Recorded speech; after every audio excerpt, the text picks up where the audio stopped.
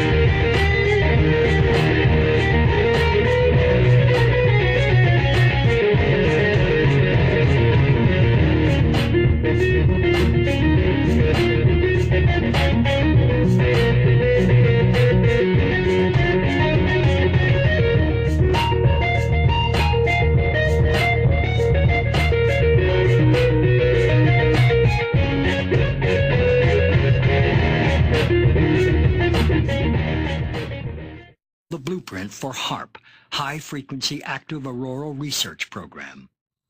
What does HAARP do? HAARP is a large antenna where we beam radio frequency energy up into the upper atmosphere, and we create on a small scale what the sun normally does. The assignment came that the Navy and the Air Force were to manage the program. Applications discussed in the patents included destroying missiles. Communications control and disruption were included.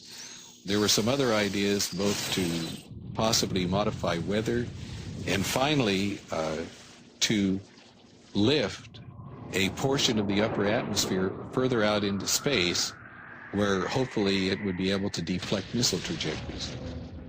In 1983, I did radio tomography with 30 watts, looking for oil in the ground. I found 26 oil wells over a 9-state area, and 100% of the time was accurate with just 30 watts of power beaming straight into solid rock. HAARP uses 1 billion watts beamed straight into the ionosphere for experiments. Picture these strings on the piano as layers of the earth. Each one has its own frequency.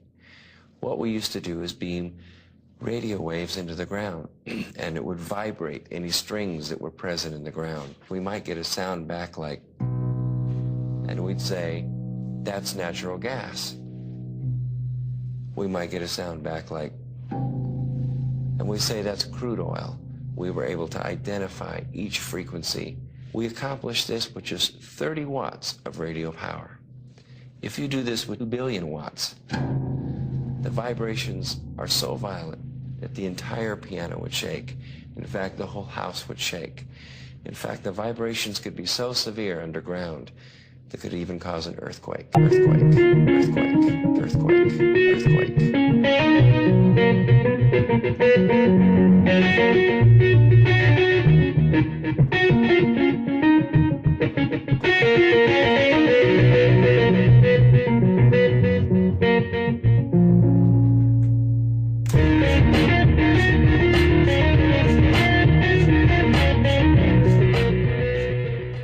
HAARP can create some of the effects that the sun creates that are similar to the aurora borealis.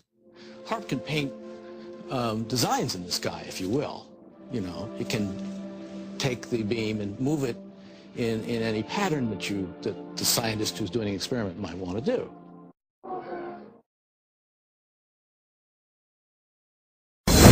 The Morrises are experts in non-lethal weapons technology. They are consultants to the Defense Department, CIA, NSA, and world-renowned think tanks. The technology necessary to project three-dimensional images to a point in space requires no new breakthroughs in science. We have the technology now. Overall, the non-lethal weapons development program is aimed at giving our military options between talking and shooting. Specific system development, we really can't talk about. But the Morrises did talk in general about secret military experiments with lifelike 3D projections in the sky called holograms. Holograms on a battlefield would be to divert the attention of the enemy, to deliver propaganda or something very frightening to make the enemy run away if you think that he will believe that what you are sending is really an angel, a devil, a UFO. And where could this type of weaponry be tested? Perhaps not coincidentally, along the US-Mexico border at the Army's electronic proving ground in Fort Huachuca, Arizona. Keep in mind that test facilities like Fort Huachuca in Arizona are electrical optical test beds, and part of what they're testing are the effects of these electro-optical devices on a target population. And the target population may be us. America has to test American equipment in America.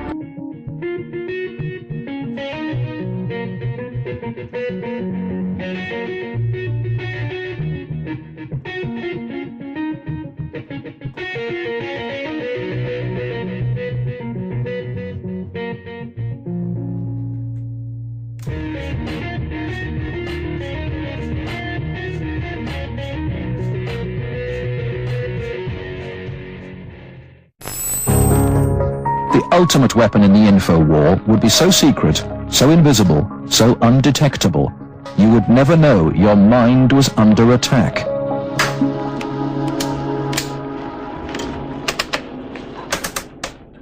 At Laurentian University in Ontario, Canada, a young student is about to undergo one of the strangest experiences of her life. They're hooking Denise's brain up to an electroencephalograph, or EEG machine. For 30 to 40 minutes, this will monitor her brainwaves, while these electric coils attached on either side of her head will immerse her brain in an electromagnetic field.